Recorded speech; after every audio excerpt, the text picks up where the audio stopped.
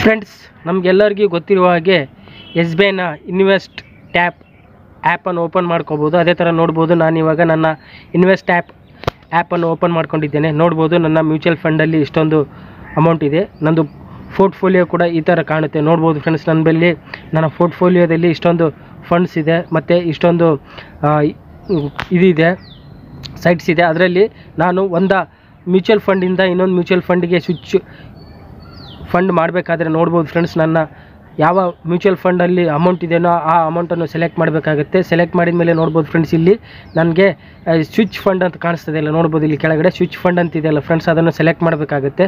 Select ಮಾಡಿದ ಮೇಲೆ ನೋಡ್ಬೋದು ಫ್ರೆಂಡ್ಸ್, ನನಗೆ ಯಾವ ಫಂಡಿಗೆ ಸ್ವಿಚ್ ಫಂಡ್ ಮಾಡಬೇಕಂತ ಮತ್ತು ಇಲ್ಲಿ ನೆಕ್ಸ್ಟ್ ಸರ್ಚ್ ಸ್ಕ್ರೀನ್ಗೆ ಹೋಗಬೇಕಾಗುತ್ತೆ. ನೋಡ್ಬೋದು ಫ್ರೆಂಡ್ಸ್, ನನಗೆ ಡಿಸ್ಟ್ರಿಬ್ಯೂಟರ್ ಸ್ಕ್ರೀನ್ ಕೇಳ್ತಾ ಇದೆ.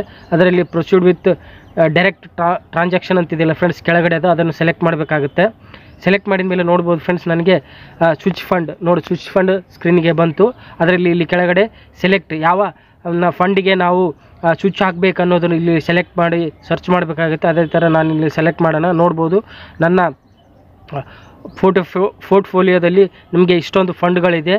ನಿಮಗೆ ಯಾವ ಫಂಡಿಗೆ ಸ್ವಿಚ್ ಫಂಡ್ ಮಾಡಬೇಕು ಆ ಫಂಡನ್ನು ಸೆಲೆಕ್ಟ್ ಮಾಡಬೇಕಾಗುತ್ತೆ. ಅದೇ ಥರ ನೋಡ್ಬೋದು, NF ಮತ್ತು ಇಕ್ವಿಟಿ, ಹೈಬ್ರಿಡು ಮತ್ತು ಎಲ್ಲ ಇದೆ. ಈ ಥರ ಎಲ್ಲ ಫಂಡ್ಗಳಿದೆ. ಅದೇ ಥರ ನಿಮಗೆ ಯಾವ ಫಂಡ್ನಲ್ಲಿ ಸ್ವಿಚ್ ಫಂಡ್ ಮಾಡಬೇಕು ಅದನ್ನು ಸೆಲೆಕ್ಟ್ ಮಾಡಬೇಕಾಗುತ್ತೆ. ಅದೇ ಥರ ನಾನು ಇವಾಗ ನನ್ನ ಒಂದು NF ಫಂಡಿಗೆ ನಾನು ಸ್ವಿಚ್ ಫಂಡ್ ಮಾಡ್ತಾಯಿದ್ದೇನೆ. ಅದೇ ಥರ NF ಸೆಲೆಕ್ಟ್ ಮಾಡಿ, ನನಗೆ ಫಸ್ಟ್ ಒನ್ ಇದೆಯಲ್ಲ, ನಿಮಗೆ ಯಾವ ಫಂಡ್ ಬೇಕೋ ಅದನ್ನು ಸೆಲೆಕ್ಟ್ ಮಾಡಬೇಕಾಗುತ್ತೆ. ನಾನು ಅದನ್ನು ಸೆಲೆಕ್ಟ್ ಮಾಡಿ ನೆಕ್ಸ್ಟ್ ಇಲ್ಲಿ ಕೆಳಗಡೆ ಸೆಲೆಕ್ಟ್ ಸ್ಕೀಮ್ ವಿತ್ ಪ್ರೊಸೀಡ್ ಅಂತಿದೆಯಲ್ಲ, ಅದನ್ನು ಕೊಡಬೇಕಾಗುತ್ತೆ. ನೋಡ್ಬೋದು, ಇಲ್ಲಿ ನನ್ನ ಫಂಡ್ ಡೀಟೇಲ್ಸ್ ಬಂತು ಮತ್ತು ಇಲ್ಲಿ ಕೆಳಗಡೆ ಅಮೌಂಟು ಮತ್ತು ಯೂನಿಟ್ಸ್ ಅಂತಿದೆ ಫ್ರೆಂಡ್ಸ್. ಅದರಲ್ಲಿ ನಾವು ಅಮೌಂಟ ಸೆಲೆಕ್ಟ್ ಮಾಡಬಾರ್ದು, ನಮಗೆ ಎಷ್ಟು ಯೂನಿಟ್ಸ್ಗಳಿದೆ ಎಲ್ಲ ಯೂನಿಟ್ಸ್ಗಳನ್ನು ಸೆಲೆಕ್ಟ್ ಮಾಡಬೇಕಾಗುತ್ತೆ. ಅದೇ ಥರ ನೋಡ್ಬೋದು, ಇಲ್ಲಿ ಕೆಳಗಡೆ ಆಲ್ ಯೂನಿಟ್ಸ್ ಅಂತ ಕಾಣ್ತಾ ಇದೆಯಲ್ಲ, ಇಲ್ಲಿ ಕೆಳಗಡೆ ಆಲ್ ಯೂನಿಟ್ಸ್ ಅಂತಿದೆಯಲ್ಲ, ಅದನ್ನು ಸೆಲೆಕ್ಟ್ ಮಾಡಬೇಕಾಗುತ್ತೆ.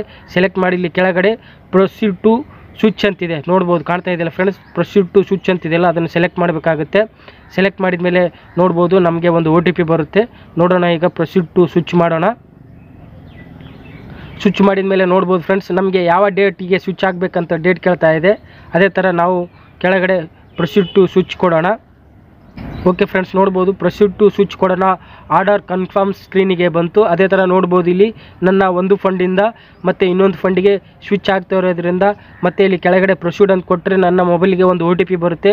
OTPಯನ್ನು ಇಲ್ಲಿ ಹಾಕಿ ಸಬ್ಮಿಟ್ OTP ಕೊಡಬೇಕಾಗುತ್ತೆ. ನೋಡ್ಬೋದು ಫ್ರೆಂಡ್ಸ್, ನನ್ನ ಮೊಬೈಲ್ಗೆ OTP ಬಂತು. OTPಯನ್ನು ಹಾಕಿ ಇಲ್ಲಿ ಸಬ್ಮಿಟ್ ಕೊಟ್ಟರೆ ನೋಡ್ಬೋದು ಫ್ರೆಂಡ್ಸ್, ನನ್ನ ಫಂಡ್ ಕೂಡ ಸ್ವಿಚ್ ಫಂಡ್ ಆಯಿತು ಫ್ರೆಂಡ್ಸ್. ನೋಡ್ಬೋದು, ನನ್ನ ಒಂದು ಫಂಡಿಂದ ಇನ್ನೊಂದು ಫಂಡಿಗೆ ನೇರವಾಗಿ ನನ್ನ ಯೂನಿಟ್ಸ್ ಅಥವಾ ನನ್ನ ಹಣವನ್ನು ಸ್ವಿಚ್ ಮಾಡಿದ್ದೇನೆ ಫ್ರೆಂಡ್ಸ್. ಓಕೆ ಫ್ರೆಂಡ್ಸ್, ನಿಮಗೆ ಇದೇ ಥರ ಇನ್ನಷ್ಟು ಮಾಹಿತಿಯನ್ನು ಕೊಡ್ತೇನೆ ಅಂತ ಹೇಳ್ತಾ, ನಿಮಗೆ ಈ ವಿಡಿಯೋ ಇಷ್ಟ ಆಗಿದರೆ ಲೈಕ್ ಮಾಡಿ, ಶೇರ್ ಮಾಡಿ, ಸಬ್ಸ್ಕ್ರೈಬ್ ಮಾಡಿ ಅಂತ ಹೇಳ್ತಾ ಧನ್ಯವಾದಗಳು ಫ್ರೆಂಡ್ಸ್.